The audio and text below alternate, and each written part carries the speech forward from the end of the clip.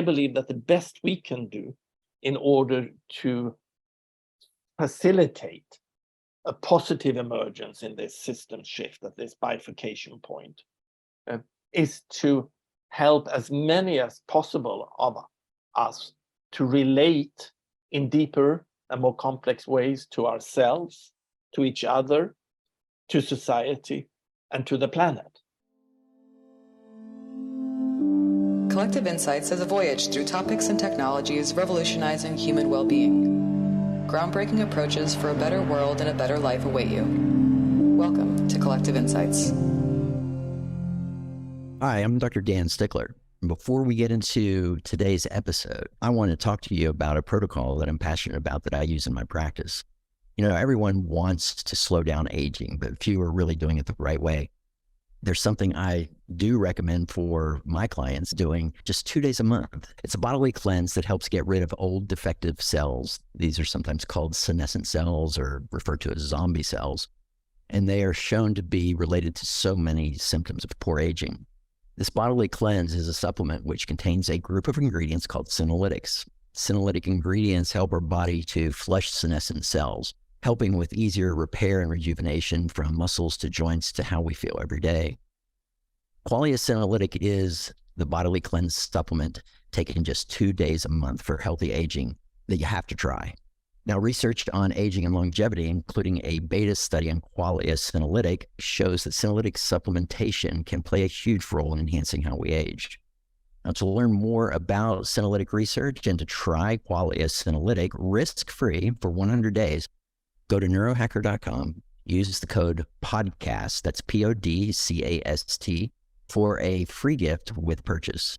That's Qualia Senolytic for better aging at neurohacker.com. Welcome to this episode of Collective Insights Podcast. I'm Dr. Daniel Stickler, the medical director for Neurohacker Collective. And today we have a special guest, one that I've requested to have on the show. He is social entrepreneur, thinker, and catalyst, Tomas Bjorkman. He is the co-founder of the Exkaret Foundation in Stockholm. I'll have to get that clarified, which supports the work of social entrepreneurs and change agents. He is the author of The Market Myth. He wrote The Nordic Secret with Leon Anderson, and the book that I really found him from was The World We Create, From God to Market. Tomas, welcome to the show. Thank you. Thank you so much. And thank you for trying to pronounce the Swedish name of our foundation in Stockholm. It is Ekfärdet Foundation, or sometimes we call it the Oak Island Foundation, because that is what that means in Swedish. That would have been easier, I think. Yes, yes. All right. So I'll tell you, I want to let the listeners know about how I found you. So I don't know what prompted me to grab this book, The World We Create, From God to Market, but I did, and I can't remember it. I bought it like right after it was published, so I can't remember exactly when. It was a couple of years ago. And at the time, I was really diving deep into complexity, and I think that's why it came up in my Amazon book feed. But I picked up the book and started reading it and just couldn't put it down. It is one of the best books I have found for helping people to understand complexity. And I refer people to this book all the time. And I know this is something you've spent basically a career working with, is understanding complexity in all aspects of life. So can you tell us a little bit about how that came about? Yeah, thank you. So a little bit about my background. I'm Swedish, obviously. I come from a humble middle class or even lower middle class background. I was the first in my family on both on my mother's and my father's side to go to university. But I found out fairly early in life that I had a talent for mathematics and physics. So that is what I studied at university. And that was really my first meeting with complexity and complexity science. That was from a natural science perspective. But then for various reasons, I left the academic world and went into the business world and became a serial entrepreneur, started businesses in IT, in property, and in banking. And it was really during my banking years that I started to think about complexity also from a social science point of view, and starting to see the market as a adaptive, complex system, which I found explained a lot of the things that was going on in the market much better than the traditional neoclassical equilibrium theories that were developed more than 100 years ago, because back then that was the sort of the mathematical tools we had back then, and we couldn't really model complex systems like we can today. And then I sold my banking business some 15 years ago, and then had the opportunity to start my own foundation in Stockholm, the Oak Island Foundation, Ekskäret. And there I really wanted to start diving a bit deeper into complex social systems, and more specifically look at the interdependence between, or the coevolution of our personal inner worlds, our inner consciousness, and societal change. And those are, of course, also possible to see as two complex systems. You can see as your mind or your consciousness as an evolving complex system that is under lifelong development and growth, hopefully. And you can also see the social world that we are in as a complex system that sometimes reaches these points that we in physics call bifurcation points or phase shifts, where the whole system is going through an emergent complex transformation. And I believe that that's where we are right now. We are at one of these bifurcation points where our society, in a very fundamental way, is shifting. It seems like we've kind of built most of modern society off of a complicated thinking and not a complex thinking. Can you explain the difference between the two and why you think that we've gone down that road?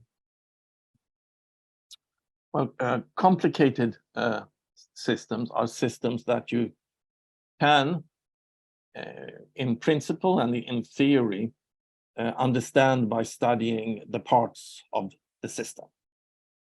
A typical example could be a complex engineering system. It could be a Boeing, an aircraft.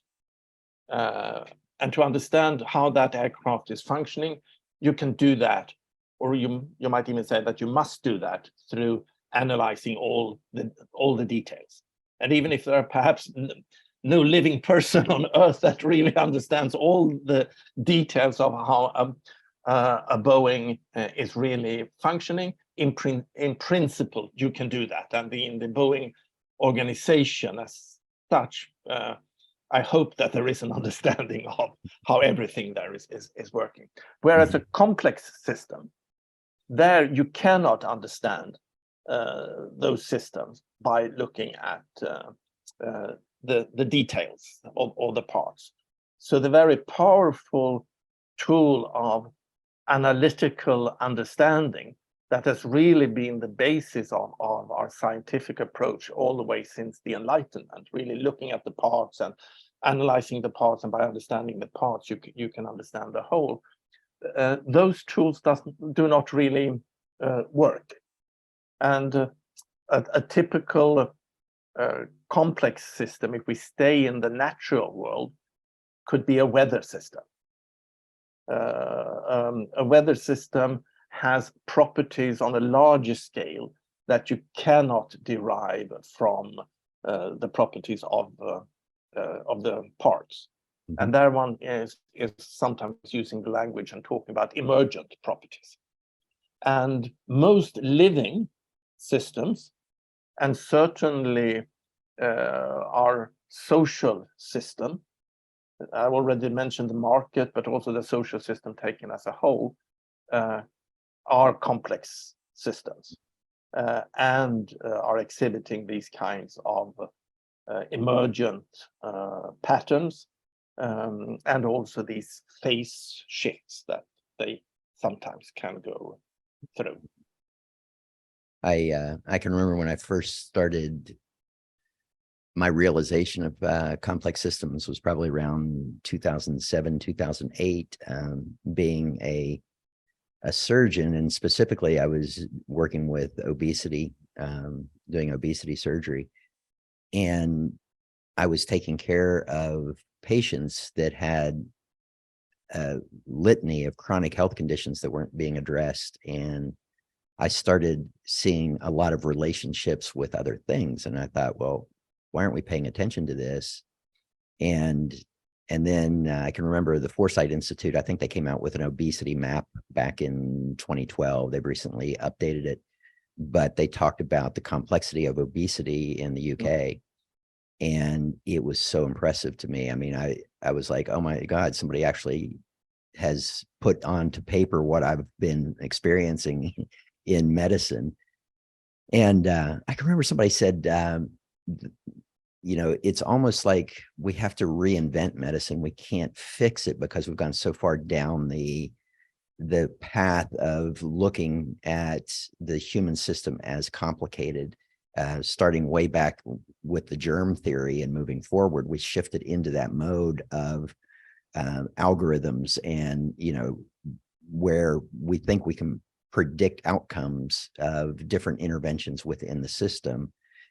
And an engineer once told me, you can't apply complicated thinking to a complex system. And I'm like, well, that's exactly what it feels like we're doing in medicine right now. Mm-hmm. And we are doing it, of course, in business, and we are doing it in politics and in society generally. We are so taught during our education and at university to use these analytical tools that are super valuable, of course, in many cases, but then not helpful at all to understand the complex systems. And again, one of my favorite examples there is our understanding of the market.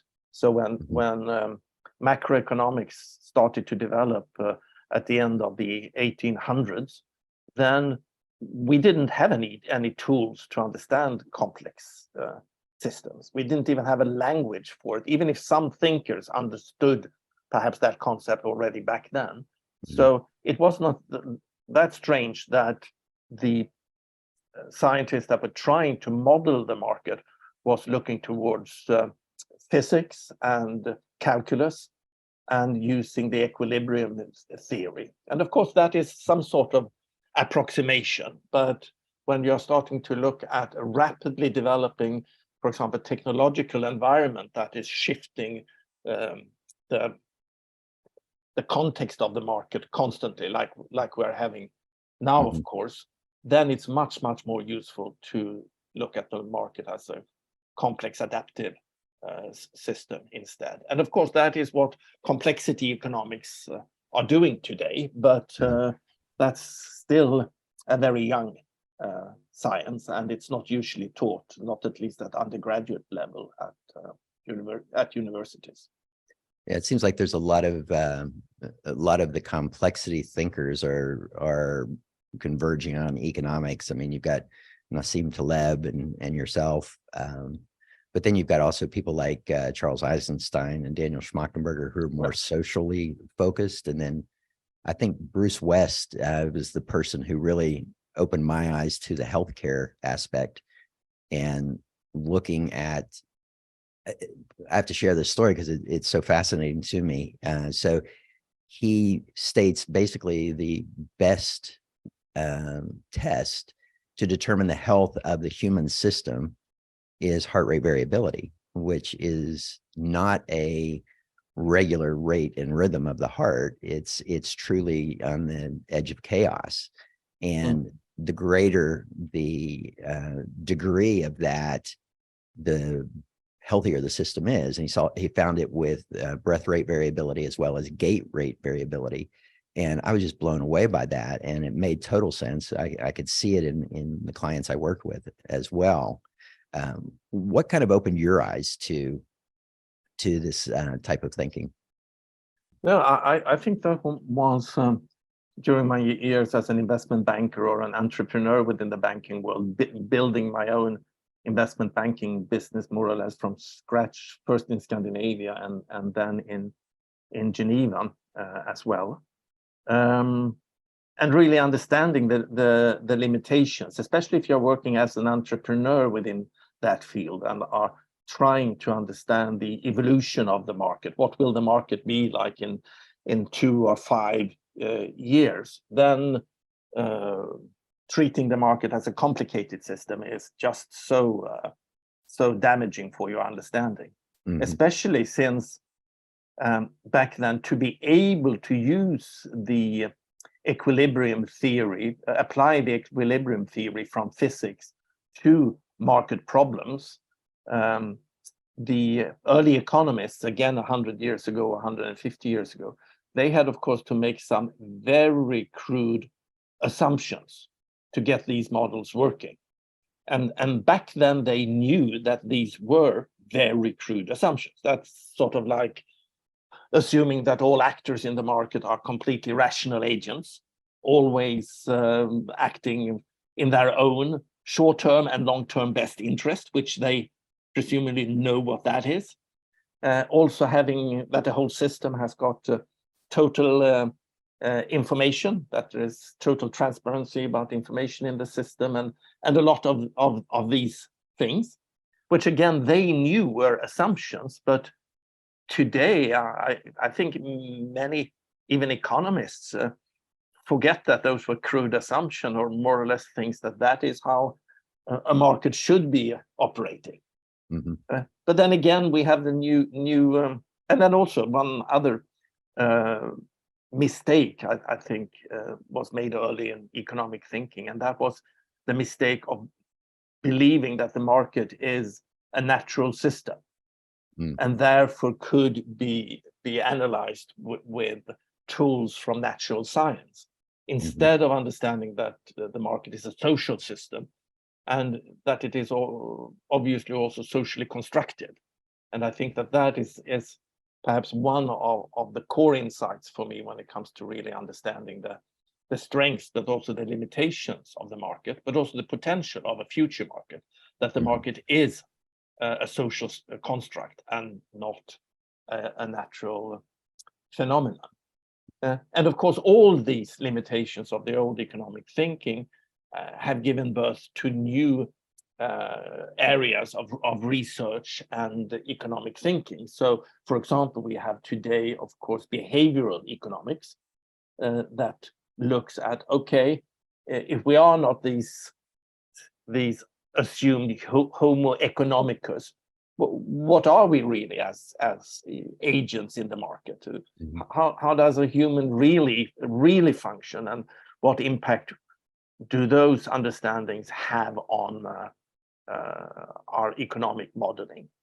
Then we already mentioned complexity economics, but I should also mention institutional economics, that is starting to realize that the market is depending on these fundamental institutions, and that there is no such thing as a free market. Even the free market needs the fundamental institutions like property rights and things like that. And how you construct those institutions will determine how the market clears.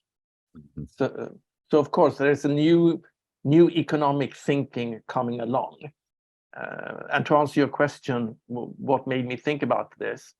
Yes, thinking about these terms was really trying to be an actor as an entrepreneur in the market.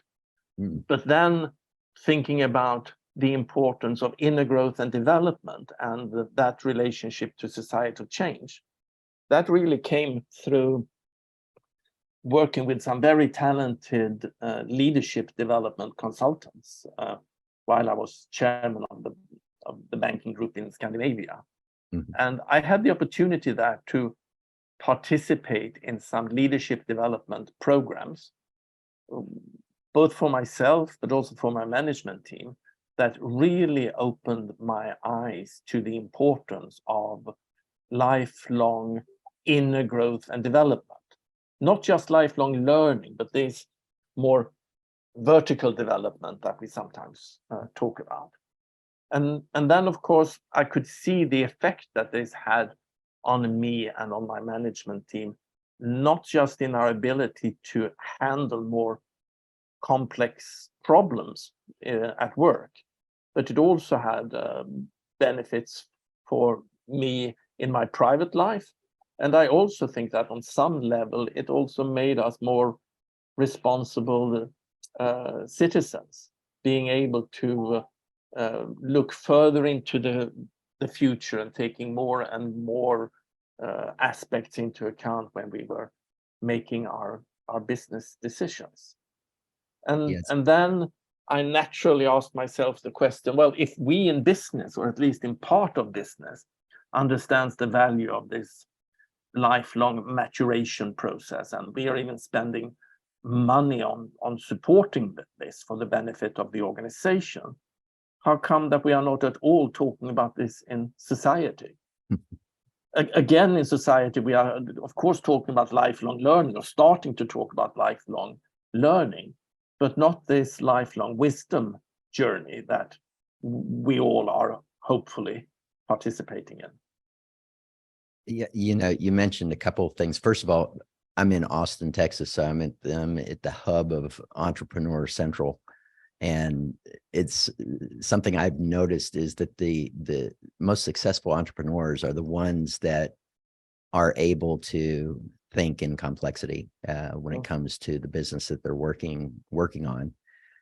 And this is something that I try to encourage with many of the entrepreneurs that I work with, is identifying this new way of thinking and looking at the system in a new way. And I want to hit on something that you mentioned. You talked about the agents in the system, and we can look at these complex systems, and we see these agents or nodes, and it's not necessarily looking at the right thing. We need to look at the relationship between the different things. It's just like the liver and the heart is not just a direct connection and that's it. It actually has multiple interactions, feedback loops, local feedback loops, interactions from other areas. But you talk about this in your book on the notion of relationship between like spirituality, health, economics, and society. Can you expand on that? Yes. Individual agency and collective agency and consciousness development. But I think I need to go back a little bit for us to see really the value of collective agency, and that there isn't really a trade-off between individual agency and collective agency, or individual freedom and collective freedom. Because when you start to realize that so many aspects of our world are social constructs, then you start to realize that for us to change those social constructs, we actually need collective agency. And if we are not exercising that collective agency, we are leaving a lot of human freedom and human potential on the table, so to say. So I would like to take an example that to make this more concrete. What do I actually mean by socially constructed and collective agency? So if I take my life in this year in modernity, for me as an individual, it can look to me that to survive in this society, I need money and I need oxygen. I need clean air. I need oxygen to survive. And for me as an individual, these are meeting me as objective reality. I cannot do very much about this as an individual. But if we look at it on a collective level, even if all of humanity came together and decided that we don't want to be dependent on oxygen any longer. We couldn't do anything about that. But if we came together as the whole of humanity, or even just a majority in a nation state, and decided that we don't want to be dependent on money any longer, money could be gone tomorrow. Of course, we would need some other system for allocating goods and services, but money and the market system is a human invention, a very good and very effective human invention, but it is a human invention. The fact that I know that money is a human invention, or what some call a collective imaginary, part of the collective imaginary, that doesn't help me as an individual. When I'm checking out at my local supermarket, I can't tell the cashier that, well, you're asking for money, but you know, money is just a collective imaginary, so forget about that. No, I would end up in jail. Or even, as Michael Foucault points out, I might end up in a lunatic asylum, because we have all these different institutions that are reinforcing this collective imaginary that we are living in. But then, strangely enough, in many situations, it looks to me like we are confusing these two, that we think that the planetary boundaries are up for negotiations, whereas the market forces we just need to obey, when it's actually the opposite. Okay. But then to be able to use that insight, that the market and money is a social construct, we actually need, if we want to change that, if we want to change the fundamental function of the market, for example, what can be owned? Should we be able to own genes, for example, the genome? Should someone be able to own that, or is that something that belongs to humanity? What should we be able to copyright or patent, and how long would a reasonable patent or copyright be? Such fundamental things, if you change them a little bit, then you change a lot how the market is clearing.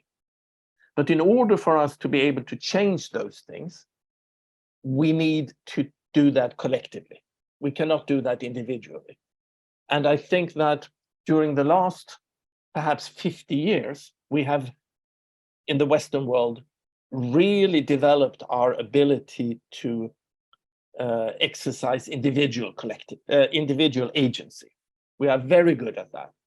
Whereas when it comes to exercising collective agency, and thereby accessing these collective freedoms that we have to reshape our world, the world we create, there, during the last 50 years, I think we have been worse and worse and worse in that ability. And I think that is linked also to our collective sense making. Because for us to be able to exercise collective agency, we first need to exercise collective sense making.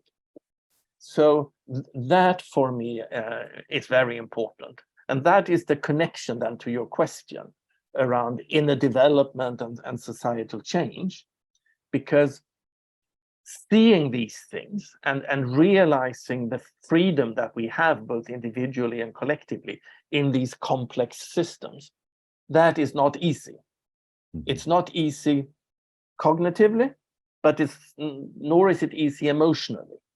And just like we in the executive team of the bank got a lot of help by participating in these personal development programs in actually being able to hold the complexity cognitively and emotionally, I believe that if we should be able to have a functioning democracy that can actually meet these complex challenges, a lot of us need to be able to operate on a much more complex level, again, both emotionally and collectively. Otherwise, I don't really see democracy being able to handle these challenges. Yeah, you talk about the individual, the collective, and the universal in your book, and it makes me think back to Jean Gebser, when he spoke about the gradual drawing back into the I, the self, over human history. And we can see this with a lot of native tribes that have not had that influence, where they see themselves as the collective organism and not much as the I, but we've gradually become the hypertrophic I, according to Gebser, where it's all about the I-ness of things and not the we-ness, where we look at things from that relationship with everything around us, not only the people around us, but the environment and all aspects of our interactions. So I think it's important for us to remember that this individual perspective that you're mentioning, that is a very strong perspective, and that is a perspective that we should not forget going forward, as is the analytical perspective, the reductionistic perspective, the scientific perspective that we spoke about earlier. That is also very important perspective. And these two perspectives, they have, of course, given us the technological evolution. It's given us modern medicine that we don't want to be without. It has given us human rights and democracy. But somehow this very singular focus on those limited perspectives, I think that focus is really what is now creating these huge problems that we see. I think that focus is part of this meta crisis, the reason for the meta crisis. And they need to be complemented. We shouldn't forget them, but they need to be complemented with systems thinking. There's not just analyzing, but also synthesizing, seeing the system, holistic thinking, and then complementing the individual perspective with the collective perspective and collective agency as well. So I think it's finding a balance is where we need to go. And I think that is also Gebser's conclusion when he arrives at what he calls integral consciousness or integral thinking. And in integral, I think even in the name there, it's about integrating these and also other perspectives. Yeah, I like how Nassim Taleb talks about it. He said, that we've put so much value on expertise, and he said the experts are valuable, but he said you keep your experts on tap, not on top. You want the more complexity thinkers to be kind of overseeing the whole thing with the input from the experts, and not having the experts as the final decision makers. No, and I think this is very true everywhere, and I think we also need to take this into consideration when we are thinking about the future of academia, because of course in academia the small and narrow perspectives have been dominating, and I don't think that is perhaps a conscious decision, but just the way that the publishing of scientific papers and the peer review and the whole academic system is favoring the very, very narrow perspectives compared to interdisciplinary and synthetic, holistic thinking. When you're talking about this individual versus the collective systems, how do we cultivate a strong individual kind of perspective within the collective and still have them interact in a way that is mutually beneficial? Yeah, I think there are a few steps there. A first step is, of course, realizing again that many of our most important and most fundamental decisions that we have to take, and especially in the transition that we might be in now from one system to another. And it's very much about system design. How do we design a new system, or how do we adapt the present system so that the transition will be as smooth as possible? Even if we should remember that I certainly believe that, as with any complex system, the transition that we are in right now is going to be emergent, which means that we cannot see exactly what is going to come out of the transition, and we can certainly not plan it, and we cannot manage it. But we can support it in different ways. And one important insight is that in system design, in designing the fundamental rules of the systems that we have, whether it's an academic system or it's a market system or political system or any system, those decisions, those crucial decisions, are collective decisions, and there cannot be anything but collective. So there is no competition here that we should do this collectively instead of individually. No, there is no way to design the system individually. These decisions has to be taken collectively. So that is a first insight. And then you realize that this is not really a zero-sum game, individual versus collective. It's a positive-sum game. We should maximize individual freedom and agency, but at the same time, we shouldn't forget about the importance of collective agency and freedom. And if we are maximizing our total freedom or our total agency, we need to maximize both of these. And in many cases, they are not competing at all, but rather complementary. So you can say that today we are, by not realizing this, leaving a lot of human freedom and potential just untapped. So I think that is the main point I would make, realizing that this is not a zero-sum game between individual and collective, but it's rather a positive-sum game. And I could even go one step further in saying that if you are to maximize your collective, your individual well-being in some way, if you are going to maximize your collective well-being in some ways, some of the most important ways of maximizing that is through collective decision making. So if you're not participating in that and encouraging the collective decision making, the systems design, then you are not maximizing your individual agency, because your individual agency, in your individual happiness or your individual well-being is so dependent on the systems that you are living within. You are so dependent on the systems. How do you address the argument that if we went strictly by collective decision making, then the majority would make the rules, and so you would have discrimination against the minority in that situation? Well, yes, and of course that is always a risk with any system design, and we have that today. So for me, it's important to remember that it is not the question, should we design our system? Should we actively participate in the creation of the world? Again, the world we create.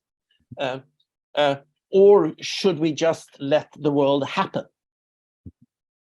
Because the world is created, and the systems are created, and the systems are evolving. But so far, we have mainly done that unconsciously, and it has been a very erratic process. So, for example, taking the market system, of course, all these fundamental rules or constitutive rules of the market has been agreed upon, but not in any systematic process. It has more or less been a random walk process. So for me, it's not asking the question, shall we actively design our system and then run the risk of perhaps not doing the absolutely 100% best system? Or should we just let the system happen to us through a more or less random political process, perhaps guided very much by conflicting special interests and lobbying groups and all of that. And then we come back also to the question there of consciousness development and the question of who are we designing the system for?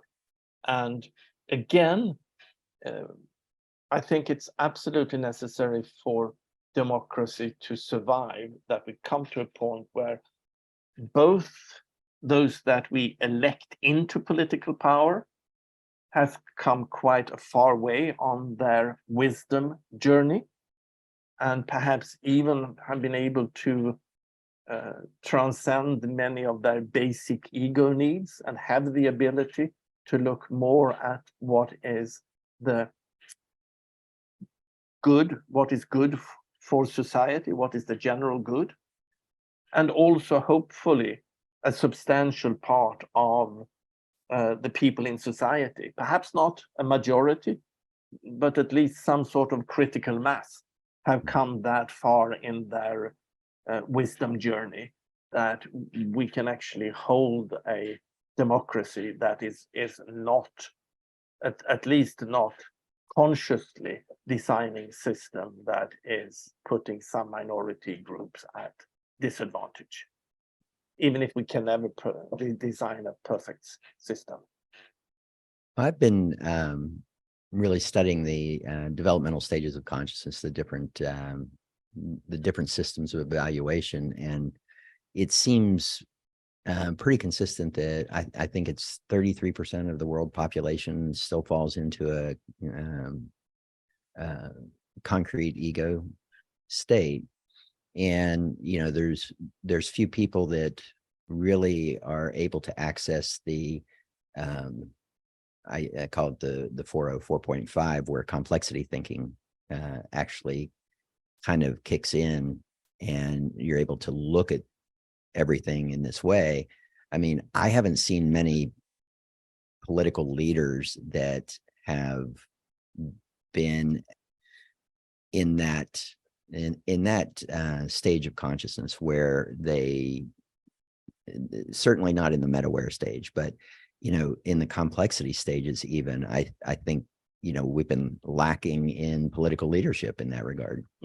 But of course, we should remember that we are living in a society, at least in the Western world, we are living in a society and in a culture where this inner growth, lifelong inner growth and maturation and wisdom journey is not generally acknowledged. And our educational system is not directed towards wisdom creation, and generally people are not aware of the importance of this dimension in life. And some in the business world are talking about the need of not just helping business leaders to develop their consciousness through specific consciousness development or leadership development programs, but actually creating organizations that have a culture that is deliberately developmental. And there we are talking about a deliberately developmental organization. Imagine that we would realize the importance of this dimension generally in society, and we would aim to develop a deliberately developmental society where we had a culture and we had an institution that were deliberately supporting people, everyone, on this developmental journey, and made us aware of this developmental journey. Then hopefully we could have a different situation. But again, looking at complex evolving systems, we also know from complexity theory that in order to shift a system, you do not need to reach a majority of the components in a system to shift. And what makes a system shift is often the ability of the components of the system to relate to each other and to the context in more complex ways. And of course, when we are talking about a societal system, those components are us humans. So I believe that the best we can do in order to facilitate a positive emergence in this system shift, at this bifurcation point, is to help as many as possible of us to relate in deeper and more complex ways to ourselves, to each other, to society, and to the planet. And again, going back to complexity theory, we don't need to have a 51% that will be able to do this, but we would probably reach a tipping point at some point. Some are talking about that we need 5% or 10% or 15%, and that varies from system to system. But somewhere there, if you have that critical mass, then the system can reach a tipping point, and that's where you can create a society that could actually support even more people to reach their full potential in life, and as early as possible also. And I want to get life. into, what you see as our path forward in this, but one thing you mentioned earlier that I think we should clarify, because people hear this term, but a lot of people are not familiar with the meaning behind it, which is the meta crisis. Yes. Can you kind of give an overview of what is meant by that term? I think the easiest way to understand it is that all these different crises that are facing humanity right now, many different existential crises, like, of course, the environmental crisis, but also we have a crisis in the democratic systems, in many democratic systems in the world. We have a psychological ill health crisis. You mentioned the obesity crisis before, and we have many crises. And talking about the meta crisis, acknowledge the fact that these different crises might not be independent, but they might actually be symptoms of a more fundamental underlying meta crisis. So that is the first realization. And then one could speculate about what could that underlying crisis be. And I think that the underlying crisis is that we have, again, like many times before in the history of humanity, reach one of these bifurcation points where our present understanding and approach to the world has really exhausted itself. And of course, the last time we had such a point was during the Enlightenment and the Industrial Revolution, when we went from a medieval feudal system with a dogmatic religious worldview into a modern industrial democratic society with a scientific rationalistic worldview. And again, that was a huge step forward for humanity and has given us all the benefits of the modern world. But again, I believe that those systems and approaches have now reached their limit. And with the rapid technological development that we are seeing right now, we are rapidly reaching a point again in the evolution of society where we will have at least equally deep shift into a new society. It seems like these. Oh, go ahead. No, I was just going to say that these transitions are usually quite turbulent. So there were many wars fought in the transition from the pre-modern world into modernity. And again, we should expect this transition also to be turbulent and emergent. But if we are aware of this shift in a self-conscious way, in a completely different way compared to what we had previously experienced, then of course we could hopefully mitigate the chaos. Yeah, it seems like these emergent properties occur very rapidly in systems, and it's over a short time frame. So you look at our history and how these major changes in society took place over very short periods of time. And, you know, the one thing that I am wondering about is, you know, how predictable is it for us to predict what the next emergence is? I mean, we can theorize this, but I mean, how certain are we that we're going to have this emergent property that we're predicting? Yeah, and I think that is one of the main conclusions of my book, that the world we create. That I think it's very certain that we are hitting a phase shift, a transition point. But whether this will be a breakdown of the system, where the system will just fragment, which many complex systems do when they reach this bifurcation point, they cannot support a positive transition, an emergent transition into a more complex and perhaps sometimes also more beautiful way, simple way, complex but beautiful, elegant is perhaps the right word, a more complex but often also more elegant way of organizing itself, then it will be a breakdown. So the question is, will this transition be a breakdown of the system or a breakthrough? And what can we do to increase the odds for a breakthrough? And my main conclusion is that it's actually up to us. We are not just the spectators in this system. We are the agents of this system, again, individually and collectively. And if we really take that responsibility, but also that freedom seriously and exercise that agency, then we can help the system to reach a positive emergence. Whereas if we don't do that and just remain passive spectators of what is going on, then I'm sure that it will be a breakdown instead of a breakthrough.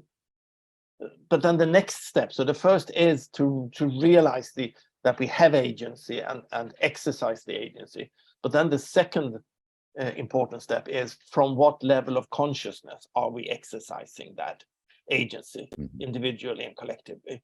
And there I also come to the conclusion that in order for this positive emergence to happen, we need to exercise this agency, specifically our collective agency, from next level of consciousness. And that might be the level that you were referring to, that Gebsner was calling an integral consciousness.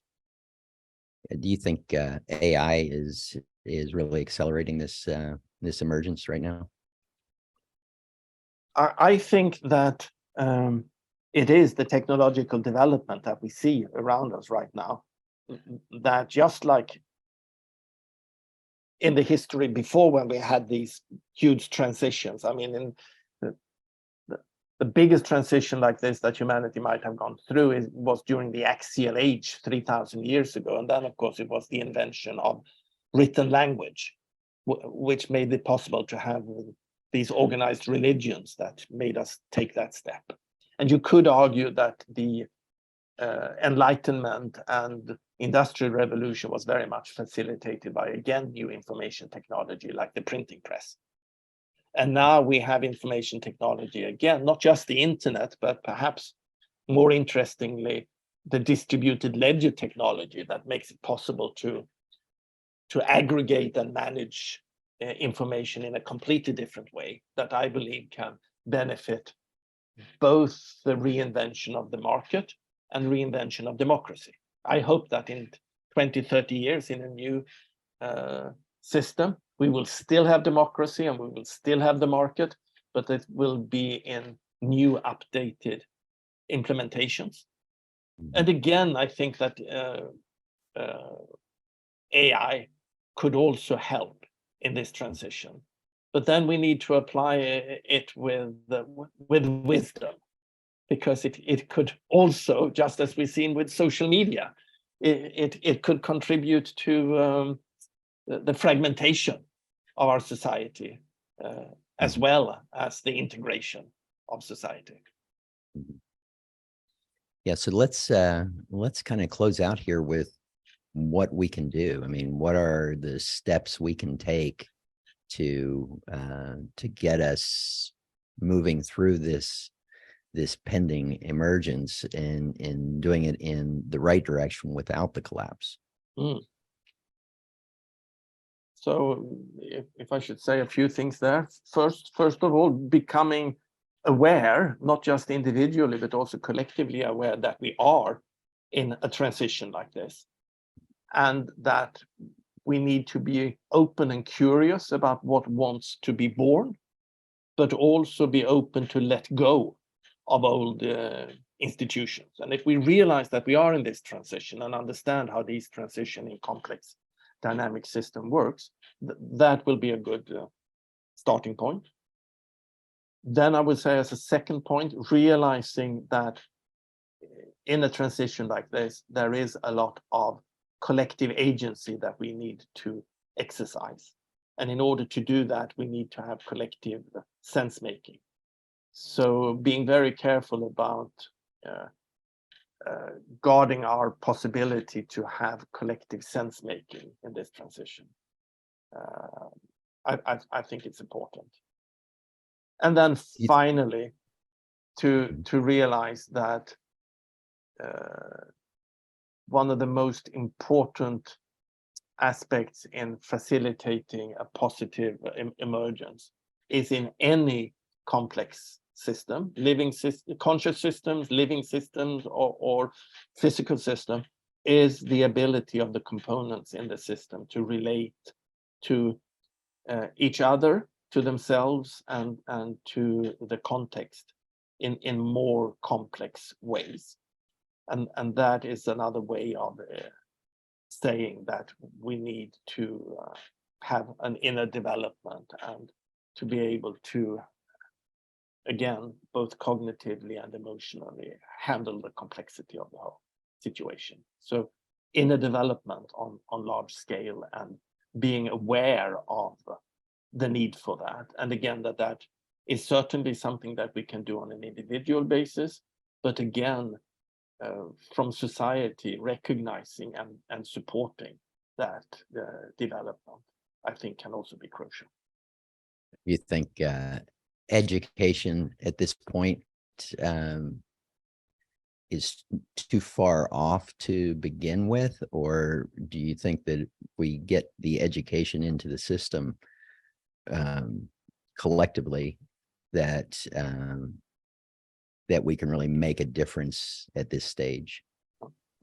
Again, we should remember that the education we have today was more or less invented for the modern system, and was very helpful in bringing the modern system about, and the positive emergence that came about from the medieval system. It was a general education and educating us into being good citizens in an industrial society.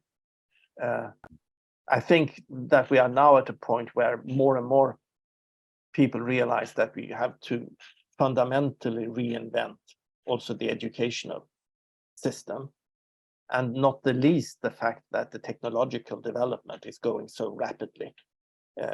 It's completely impossible to know, apart from the basic reading, writing, and arithmetics, what should we teach young people at secondary school or even at university. And of course, in Sweden, it's been very popular during the last couple of years to say that everyone needs to learn how to program.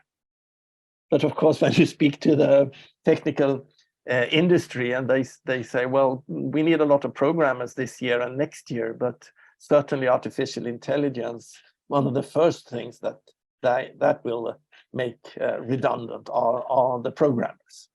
So we don't know what specific technical skills and knowledge we should give to the next generation. And then, of course, these more general soft skills becomes much more important. And then we are back to this lifelong maturation journey, and starting that early in life, and then having a lifelong support of that maturation journey. And that could be the main part of a future education system. And then the specific tasks you might need to constantly learn anew every 5 or 10 years. And that training might be mainly done through the organization that you're working for. I like how you framed it in the book with the human evolution of self and focus with the ethics, empathy, and compassion, and then moving into complexity awareness, contextual awareness, relational awareness, self-insight awareness, and perspectival awareness. You know, can that be taught in the education system? Yeah, that is of course a very big question, and a project that I'm involved with called the Inner Development Goals are really looking into the question, how can we increase the awareness in the system of the importance of exactly these capacities that you were mentioning, and how can we support that development? And the good news is that science clearly shows that these capacities that you mentioned, they can be developed. For example, we are not born with a certain amount of empathy and compassion. We can both extend our ability of compassion and empathy, and we can deepen it. But you cannot really do that with empathy, nor with the other capacities and skills that you mentioned, like complexity awareness, self awareness, perspective taking, and those things, because you need a learning that is on a much deeper psychological level. So some thinkers are talking about transformative learning, and it's difficult to do that in a traditional school setting, but it is certainly possible to do that. Absolutely. Well, that's great, and I love having this conversation with you. You know, I've been looking forward to it since I read the book. I was like, I just gotta have a conversation with this guy. Thank you. You know, it's nice to understand that, you know, we are in a meta crisis right now, but that we can actually do something about it. It's not because I hear a lot of people talking about the meta crisis as, you know, we're going to crash. I mean, they're very convinced that the whole system is going to crash very soon, and I'm more optimistic than that. I think we as a society, as a collective of this earth, I mean, I think we've done it before. I think we can make it happen again. Yeah, and I think that is a very important realization, that we have done it before, and that is why I start the book by really going through on 100 pages the history of humanity, or the history of the universe, from the Big Bang to the market, as the subtitle is. And the history clearly shows that humanity has a tremendous ability to reinvent itself. And that is through our ability to use symbolic language and to build culture and build these civilizational systems. And we have rebuilt them many times, but it has been mostly a random process. And we throughout history, we could really afford, in quotation marks, to do this as a random walk process, because when civilizations have crashed throughout our history, even huge civilizations, so when the Roman civilization, for example, crashed, it affected a large part of Europe, but it didn't affect the whole world. It didn't affect the ecosystem. Whereas now, if our global civilization were to crash, it would affect the totality of civilization, and it could even mean an ecological collapse and the end of humanity. So the stakes have never been higher, but we have many times been able to reinvent ourselves. But we have to realize that this reinvention is not just a reinvention out there in the systems and in the physical reality. It is also a reinvention of our culture and our values, and it's also an internal reinvention. We have to reinvent ourselves. We have to reinvent our consciousness. But we have done it, and I hope that we will do it again. So that being said, what resources do you suggest for people to kind of learn more about this and dive into really developing these different pieces of wisdom?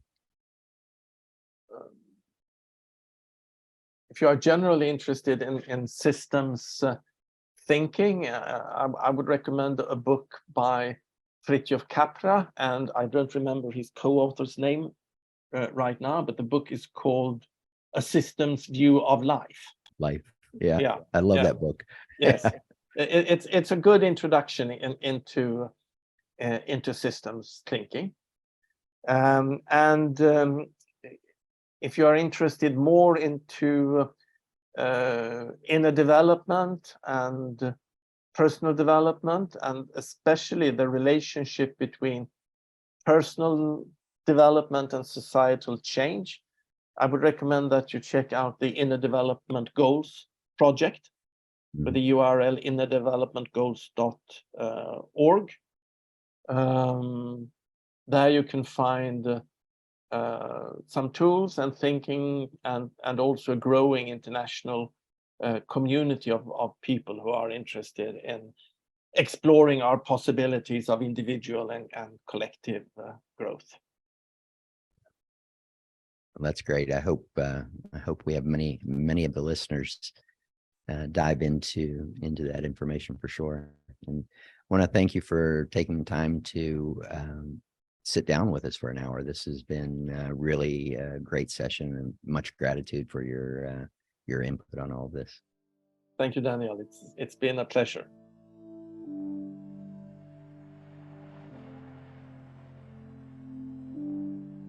This podcast is for informational purposes only. The podcast is not intended as a substitute for professional medical advice, diagnosis, or treatment. You should not use the information on the podcast for diagnosing or treating a health problem or disease, or prescribing any medication or other treatment. Always seek the advice of your physician or other qualified health provider before taking any medication or nutritional, herbal, or homeopathic supplement, and with any questions you may have regarding a medical condition. Never disregard professional medical advice or delay in seeking it because of something you have heard on this or any other podcast. Reliance on the podcast is solely at your own risk. Information provided on the podcast does not create a doctor-patient relationship between you and any of the health professionals affiliated with our podcast. Information and statements regarding dietary supplements have not been evaluated by the Food and Drug Administration and are not intended to diagnose, treat, cure, or prevent any disease. Opinions of guests are their own, and this podcast does not endorse or accept responsibility for statements made by guests. This podcast does not make any representations or warranties about guests' qualifications or credibility. Individuals on this podcast may have a direct or indirect financial interest in products or services referred to therein. If you think you have a medical problem, consult a licensed physician. This podcast is owned by Neurohacker Collective.